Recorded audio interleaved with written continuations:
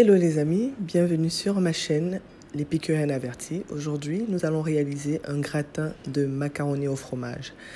C'est une recette super facile à réaliser, super délicieuse et surtout que tout le monde à la maison va sûrement adorer. Voici la liste des ingrédients.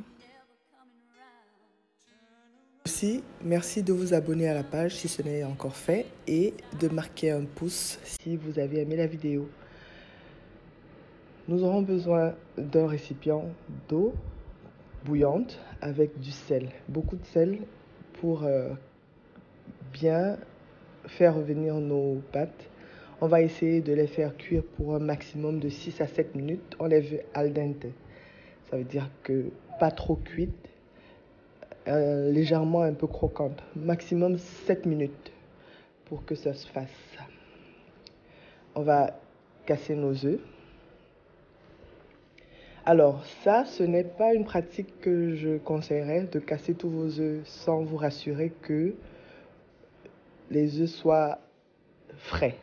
Bon, moi, je savais que mes œufs sont frais, mais généralement, je vous dirais de casser d'abord votre œuf dans un récipient autre avant de le rajouter à la mixture totale pour éviter que si jamais vous avez un œuf abîmé, qu'il vous fasse perdre tous les autres œufs. Là, on va ajouter les œufs, le lait et la crème. Là, on est en train de préparer l'appareil pour nos macaronis. On va mélanger le tout rigoureusement. Ensuite, on va ajouter notre sel, poivre et paprika.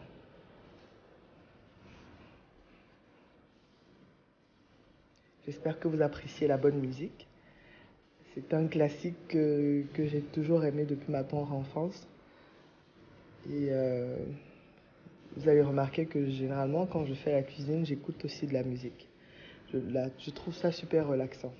Je ne sais pas pourquoi, peut-être c'est mon petit côté épicurien de toujours trouver un plaisir dans chaque chose que je fais. Et on dit toujours que la cuisine et la musique, l'art culinaire et l'art musical sont deux arts qui s'associent bien. Alors, mes pâtes sont prêtes. Je vais les égoutter. Et encore bien chaude, je vais directement introduire le beurre.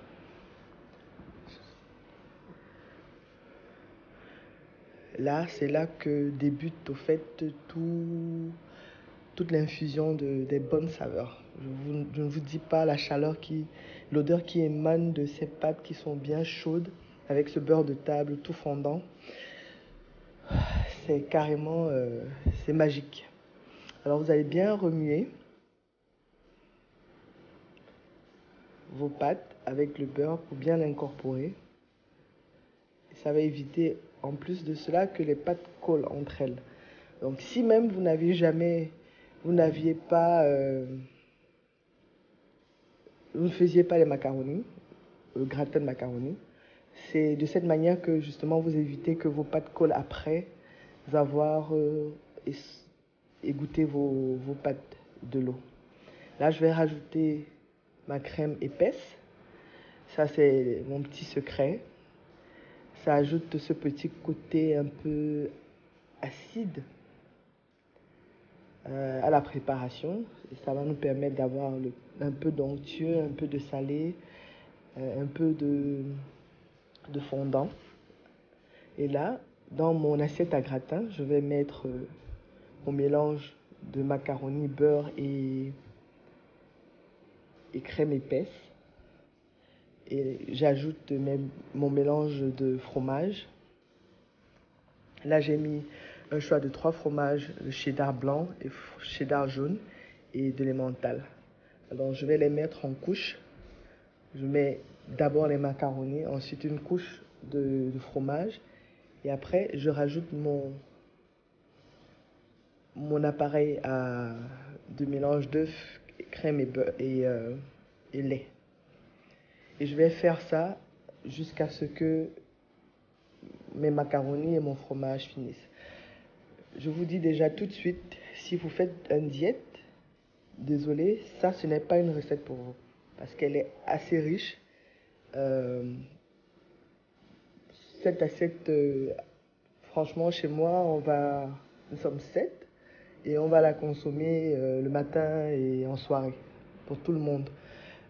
Parce que justement, c'est assez riche, c'est assez gras, c'est très décadent, mais c'est super bon.